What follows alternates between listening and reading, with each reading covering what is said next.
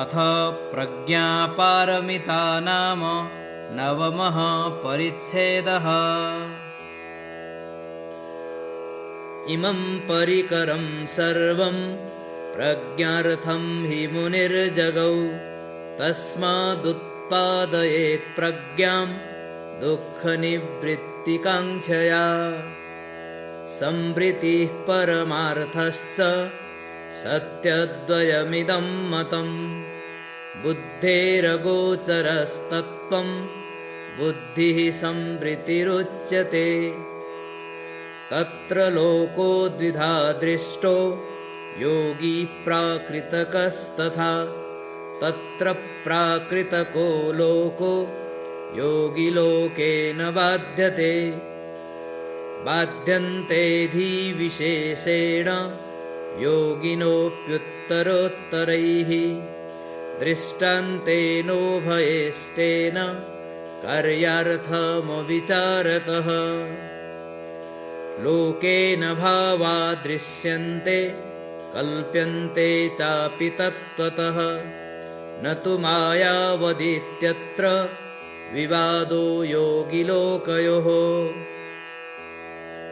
प्रत्यक्षमपि रूपादि प्रसिद्ध्या न प्रमाणतः, अशुच्यादिषु शुच्यादि प्रसिद्धिरिव सा मृषा। लोकावतरणार्थं च भावानाथेन देशिताः, तत्त्वतक्षणिका नैते संवृत्त्या चेद्विरुध्यते। न दोषो योगी संवृत्त्या लोकात्ते तत्त्वदर्शिनः, अन्यथा लोकबाधा स्यात् अशुचिस्त्रीनिरूपणे। मायोपमाज्जिनात् पुण्यं सद्भावेऽपि कथं यथा, यदि मायोपमा सत्त्वः किं पुनर्जायते मृतः। यावत् प्रत्ययसामग्री तावन्मायापि वर्तते, दीर्घसन्तानमात्रेण कथं सत्त्वस्ति सत्यतः। मायापुरुषघातादौ चित्ताभावान्न पापकम्, चित्तमायासमेते तु पापपुण्यसमुद्भवः। मन्त्रादीनामसामर्थ्यान् न माया चित्तसम्भवः, सापि नानाविधा माया नानाप्रत्ययसम्भवा। नैकस्य सर्वसामर्थ्यं प्रत्ययस्यास्ति कुत्रचित्, निर्वृतः परमार्थेन संवृत्त्या यदि संसरेत्। बुद्धोऽपि संसरेदेवं ततः किं बोधिचर्यया, प्रत्ययानामनुच्छेदे मायाप्युच्छिद्यते नहि। प्रत्ययानां तु विच्छेदात् संवृत्त्यापि न सम्भवः, यदा न भ्रान्तिरप्यस्ति माया केनोपलभ्यते। यदा मायैव ते नास्ति तदा किमुपलभ्यते, चित्तस्यैव स आकारो यद्यप्यन्योऽस्ति तत्त्वतः। चित्तमेव यदा माया तदा किं केन दृश्यते, उक्तं च लोकनाथेन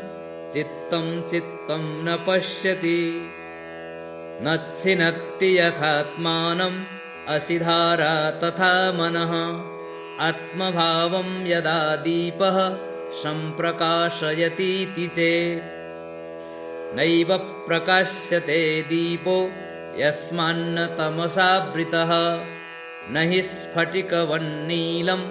नीलत्वेन्यमपेक्षते। तथा किञ्चित् परापेक्ष्य मनपेक्षं च दृश्यते,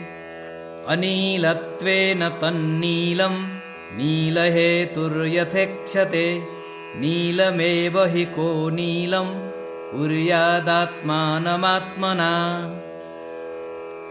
दीपः प्रकाशत इति ज्ञात्वा ज्ञानेन कथ्यते बुद्धिः प्रकाशत इति ज्ञात्वेदं केन कथ्यते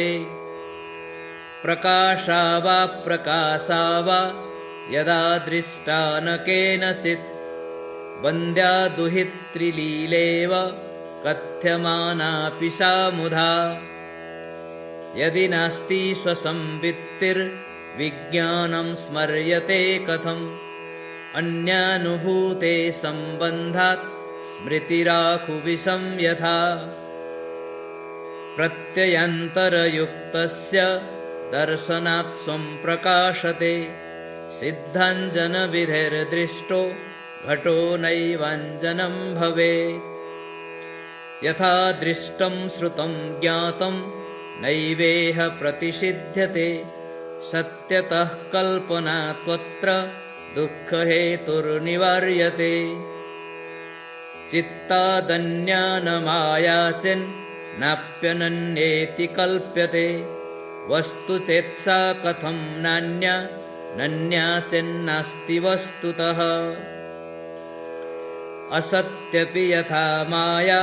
दृश्या दृष्टि तथा मनः वस्त्वाश्रयश्चेत् संसारः शून्यथाकाशवद् भवेत् वस्त्वाश्रयेणाभावस्य क्रियावत्त्वं कथं भवेत् असत्सहायमेकं हि चित्तमापद्यते तव ग्राह्यमुक्तं यदा चित्तं तदा सर्वे तथा गतः एवं च को गुणो लब्धश्चित्तमात्रेऽपि कल्पिते मायोपमत्वेऽपि ज्ञाते कथं क्लेशो निवर्तते यदा मायास्त्रियां रागस्तत्कर्तुरपि जायते अप्रहीणा हि तत्कर्तुर्ज्ञेयसङ्क्लेशवासना तद्दृष्टिकाले तस्यातो दुर्बला शून्यवासना शून्यतावासनाधानात् हीयते भाववासना किञ्चिन्नास्तीति चाभ्यासात् सापि पश्चात् प्रहीयते यदा न लभ्यते भावो यो नास्तीति प्रकल्प्यते तदा निराश्रयो भावः कथं तिष्ठेन्मतेः पुरः यदा न भावो नाभावो मतेः सन्तिष्ठते पुरः तदान्यगत्यभावेन निरालम्बा प्रशाम्यति चिन्तामणिः कल्पतरुर्यथेच्छा परिपूरणः विनेयप्रणिधानाभ्यां जिनबिम्बं तथेक्षते यथा गारुडिकस्तम्भं साधयित्वा विनश्यति स तस्मिंश्चिरनष्टेऽपि विषादिनुपशामयेत् बोधिचर्यानुरूप्येण जिनस्तम्भोऽपि साधितः करोति सर्वकार्याणि बोधिसत्त्वेऽपि निर्वृते अचित्तके कृता पूजा कथं फलवती भवेत् तुल्यैव पठ्यते यस्मात् तिष्ठतो निर्वृतस्य च आगमाच्च फलं तत्र संवृत्त्या तत्त्वतोऽपि वा सत्यबुद्धे कृता पूजा सफलेति कथं यथा सत्यदर्शनतो मुक्तिः शून्यतादर्शनेन किं न विनानेन मार्गेण बोधिरित्यागमो यतः नन्वसिद्धं महायानं कथं सिद्धस्त्वदागमः यस्मादुभयसिद्धोऽसौ न सिद्धोऽसौ तवादितः यत्प्रत्यया च तत्रास्था महायानेऽपि तां कुरु अन्योभयष्टसत्यत्वे वेदादेरपि सत्यता सविवादं महायानम् इति चेत् आगमं त्यज तीर्थिकैः सविवादत्वात् स्वैपरैश्चागमान्तरम् शासनं भिक्षुतामूलं भिक्षुतैव च दुःस्थिता सावलम्बनचित्तानां निर्वाणमपि दुःस्थितम् क्लेशप्रहाणान्मुक्तिश्चेत् तदनन्तरमस्तु सा दृष्टं च तेषु सामर्थ्यं निःक्लेशस्यापि कर्मणः तृष्णा तावदुपादानं नास्ति चेत् सम्प्रधार्यते किमक्लिष्टापि तृष्णैषां नास्ति सम्मोहवत् सति वेदना प्रत्यया तृष्णा वेदनैषां च विद्यते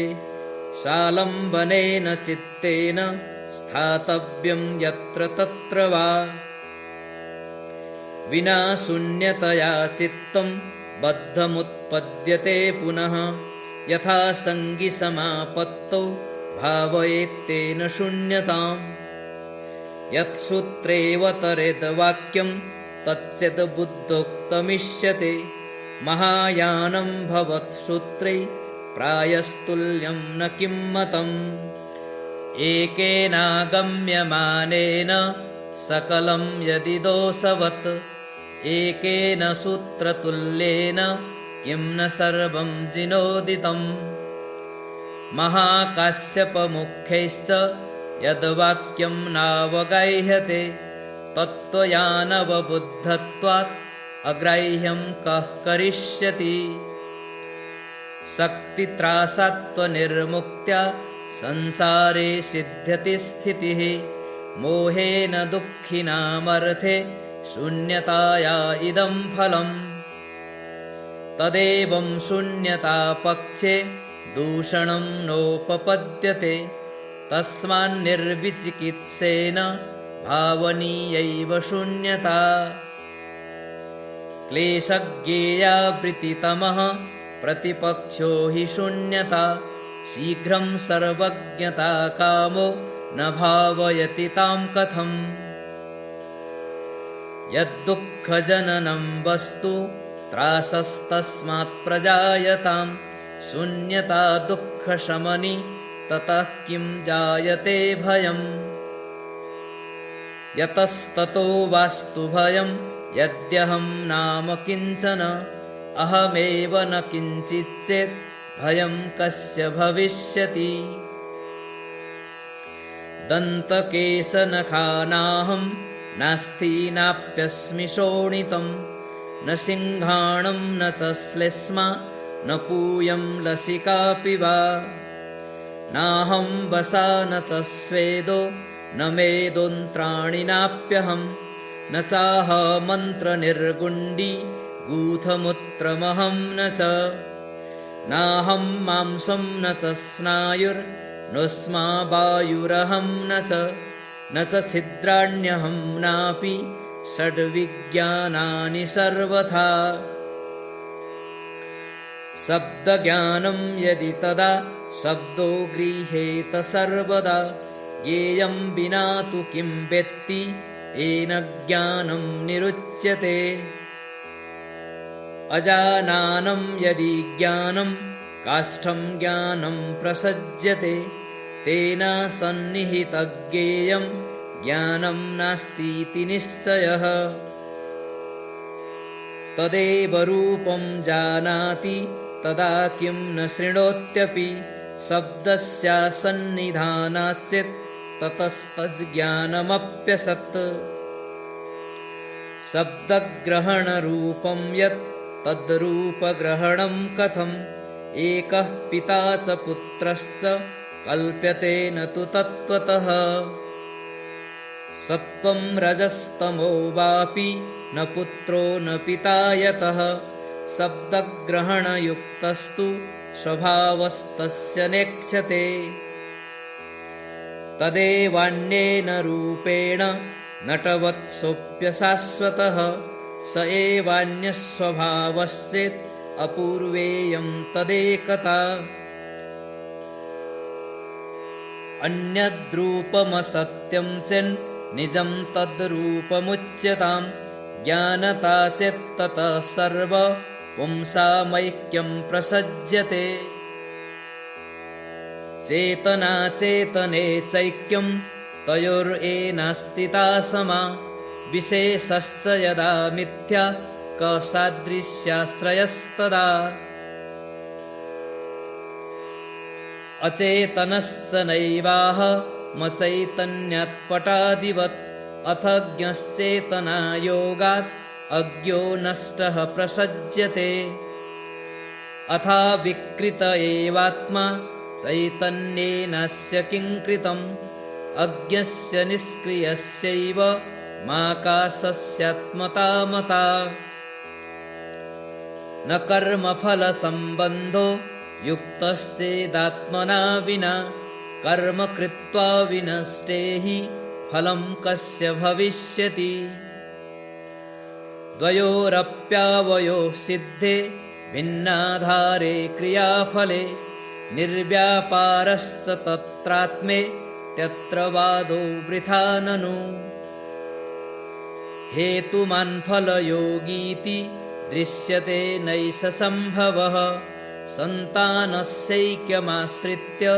कर्ता भोक्तेति देशितम् अतीतानागतं चित्तं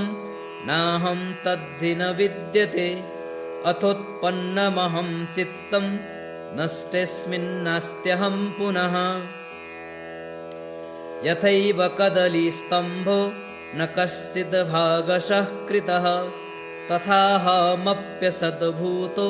मृग्यमाणो विचारतः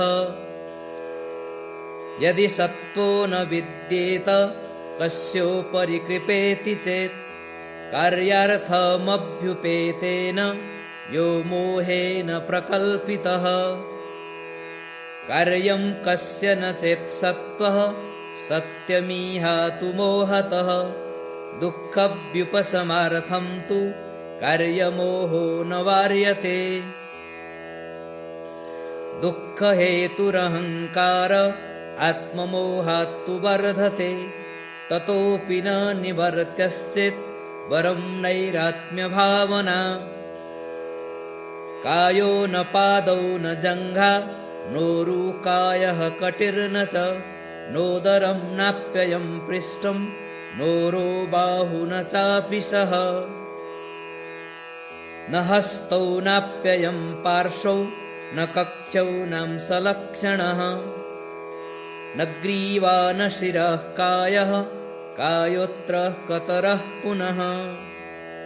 यदि सर्वेषु कायोऽयमेकदेशेन वर्तते अंशा अंशेषु वर्तन्ते स च कुत्र स्वयं स्थितः सर्वात्मना चेत् सर्वत्र स्थितः कायकरादिषु कायास्तावन्त एवाशुर्यावन्तस्ते करादयः नैवान्तर्न बहिः कायः कथं कायः करादिषु करादिभ्यः पृथग् नास्ति कथं नु खलु विद्यते तन्नास्ति कायो मोहात्तु कायबुद्धिः करादिषु सन्निवेशविशेषेण स्थाणौ पुरुषबुद्धिवत् यावत् प्रत्ययसामग्री तावत् कायः पुमानिह एवं करादौ यावत् तावत् कायोऽत्र दृश्यते एवमङ्गुलिपुञ्जत्वात् पादोऽपि कतरो भवेत् सोऽपि पर्वसमूहत्वात् पर्वापि श्वांसभेदतः अंसा अप्यणुभेदेन सोऽप्यणुर्दिग्विभागतः दिग्विभागो निरंसत्वात् आकाशं तेन नास्त्यणुः एवं स्वप्नोपमे रूपे को रज्येत विचारकः कायश्चैवं यदा नास्ति तदा का स्त्री पुमांसकः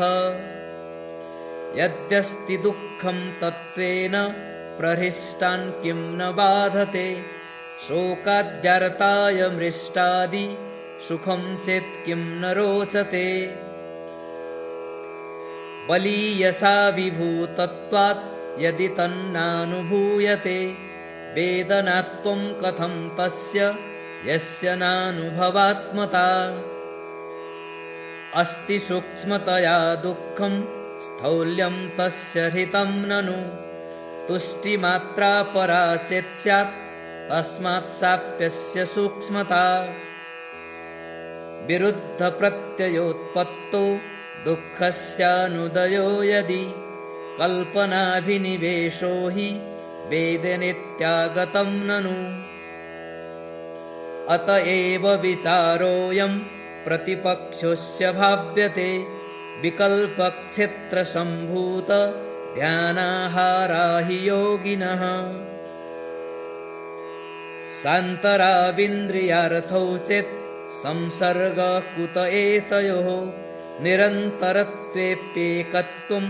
कस्य केनास्तु सङ्गतिः नाडोरणौ प्रवेशोऽस्ति निराकाशसमस्य अप्रवेशेन मिश्रत्वम् अमिश्रत्वेन सङ्गतिः निरंशस्य च संसर्ग कथं नामोपपद्यते संसर्गे च निरंसत्वं यदि दृष्टं निदर्शय विज्ञानस्य त्वमूर्तस्य संसर्गो नैव युज्यते समूहस्याप्यवस्तुत्वात् यथा पूर्वं विचारितम् तदेवं स्पर्शनाभावे वेदना संभवः कुतः किमर्थमयमायासः बाधा कस्य कुतो भवेत् यदा न वेदकः कश्चित् वेदना न च विद्यते तदावस्थामिमां दृष्ट्वा तृष्णे किं न विदीर्यसे दृश्यते स्पृश्यते चापि स्वप्नमायोपमात्मना चित्तेन सहजातत्वात् वेदना तेन नेक्ष्यते पूर्वं पश्चाच्च जातेन स्मर्यते नानुभूयते नानुभवति स्वात्मानं न चान्येनानुभूयते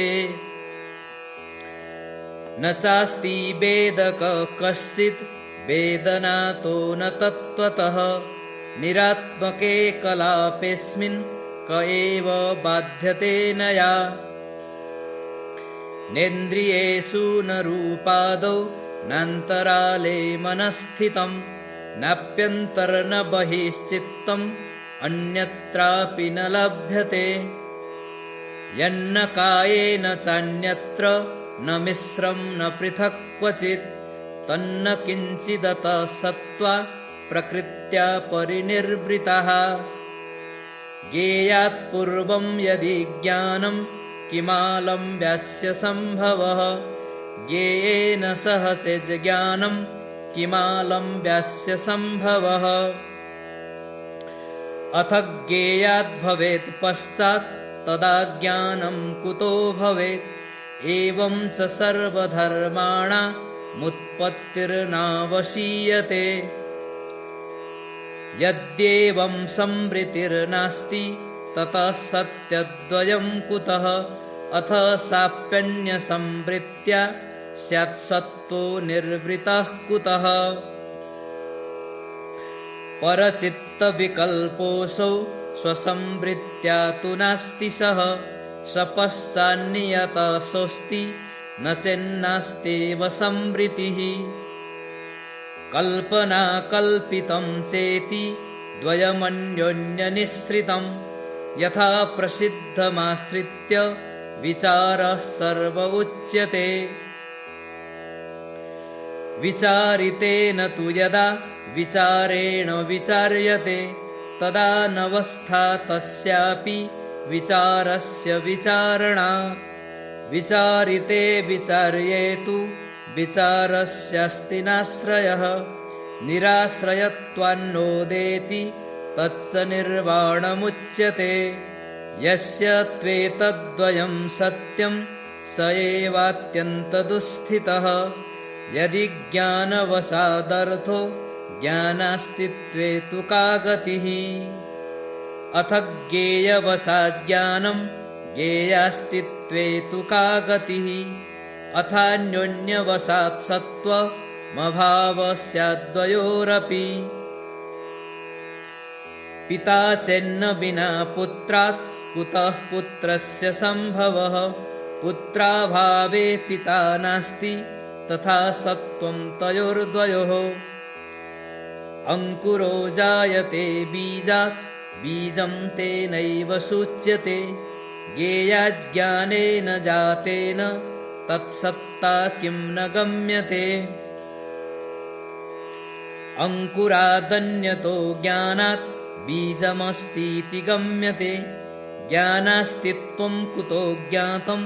ज्ञेयं यत्तेन गम्यते लोकः प्रत्यक्षतस्तावत् सर्वं हेतुमुदीक्ष्यते पद्मनालादिभेदो हि हेतुभेदेन जायते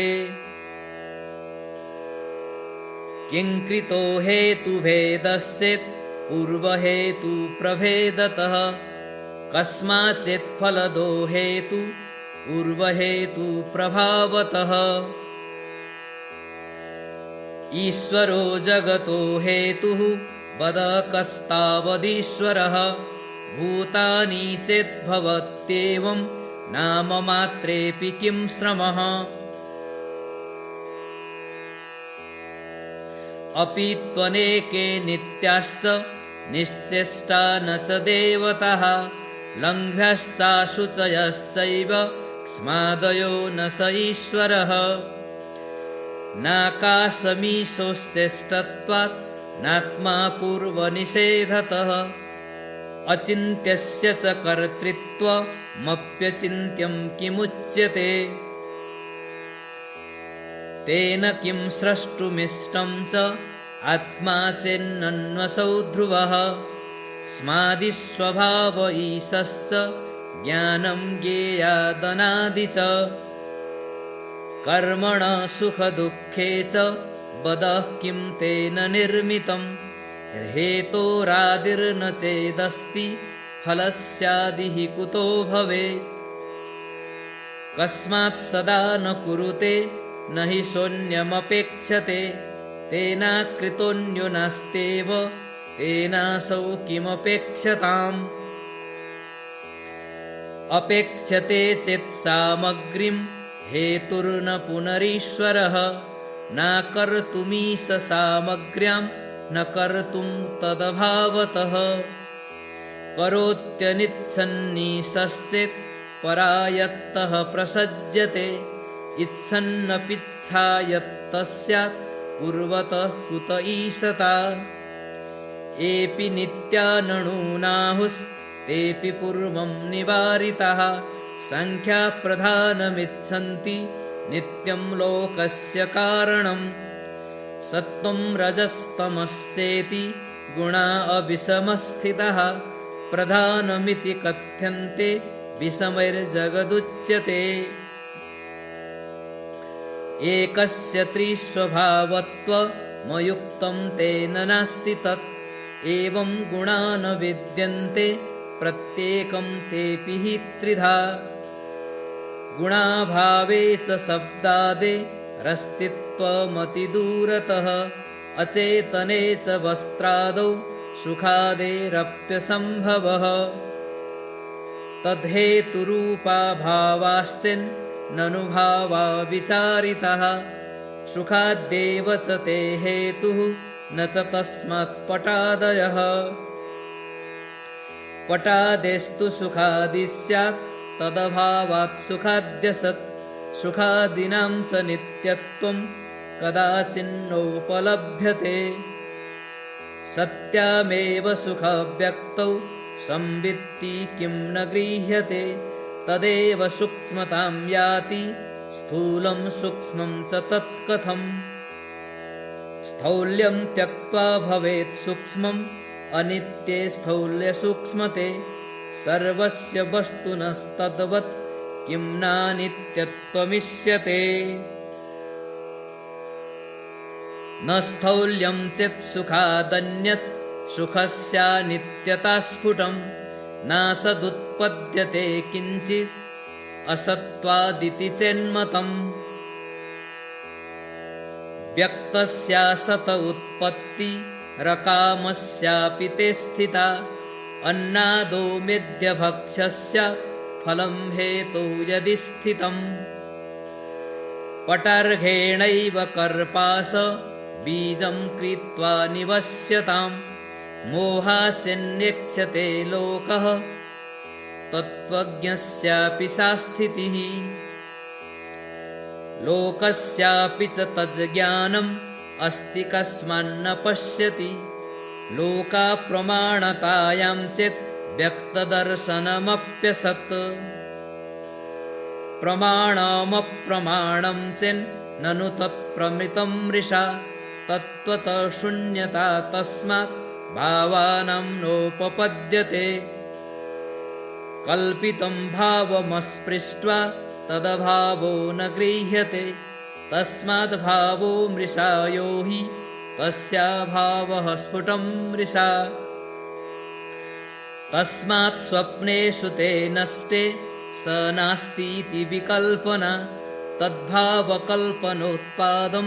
विबध्नाति मृषा च सा तस्मादेवं विचारेण नास्ति किञ्चिदहेतुतः न च व्यस्तसमस्तेषु प्रत्ययेषु व्यवस्थितम्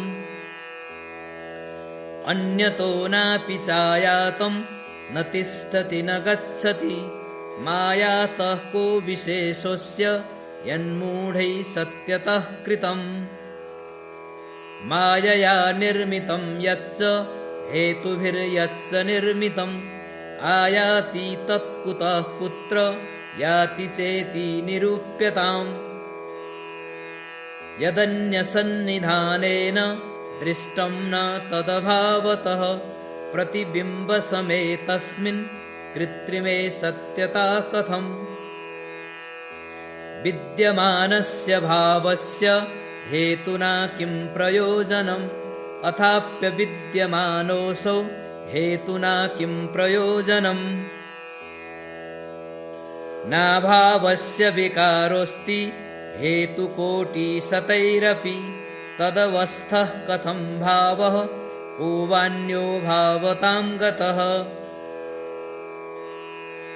नाभावकाले भावश्चेत् कदा भावो भविष्यति न जाते न हि भावेन स्वभावोपगमिष्यति न चानपगते भावे भावावसरसम्भवः भावश्चाभावतां नैति द्विस्वभावप्रसङ्गतः एवं च न विरोधोऽस्ति न च भावोऽस्ति सर्वदा अजातमनिरुद्धं च तस्मात् सर्वमिदं जगत् स्वप्नोपमास्तु गतयो विचारे कदलीसमः निर्वृता निर्वृतानां च विशेषो नास्ति वस्तुतः एवं शून्येषु धर्मेषु किं लब्धं किं हृतं भवेत् सत्कृतः परिभूतो वा केन कः सम्भविष्यति कुतः सुखं दुःखं वापि किं प्रियं वा किमप्रियं का तृष्णा कुत्र सा तृष्णा मृग्यमाणा स्वभावतः विचारे जीवलोकः को नामात्रमरिष्यति को भविष्यति को भूतः को बन्धु कस्य कः सुहृत् सर्वमाकाशसङ्काशं परिगृह्णन्तु मद्विदाः प्रकुप्यन्ति प्रहृष्यन्ति कलहोत्सवहेतुभिः शोकायासैर्विषादैश्च मिथश्छेदनभेदनै यापयन्ति सुकृत्स्रेण पापैरात्मसुखेच्छवः मृता पतन्त्यपायेषु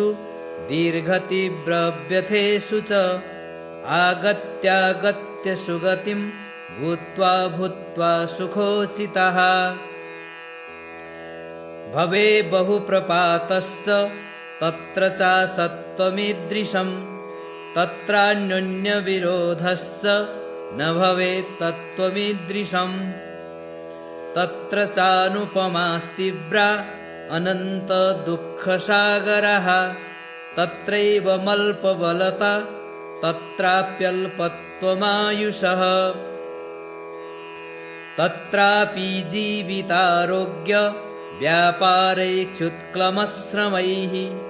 निद्रयोपद्रवैर्बाल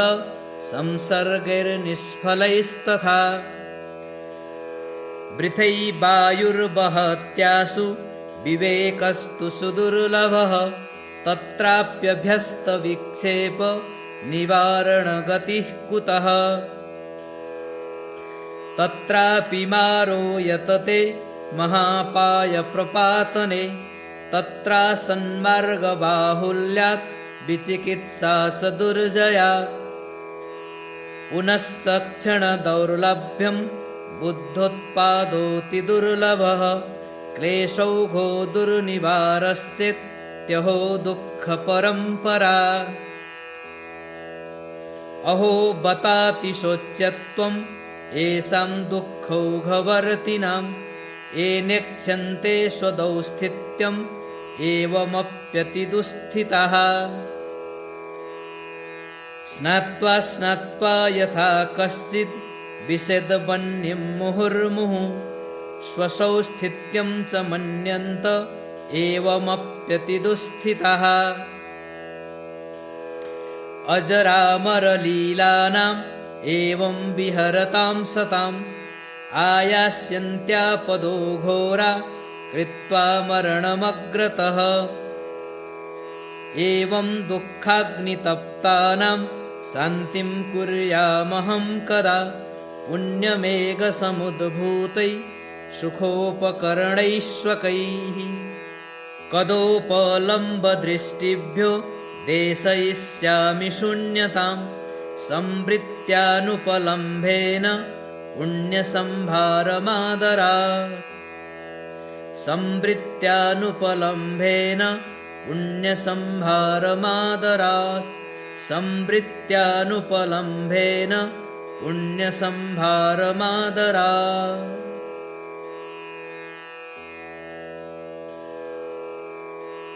इति श्री शान्तिदेव विरचिते बोधिचर्यावतारे प्रज्ञापारमिता नाम नवमः परिच्छेदः। ॐ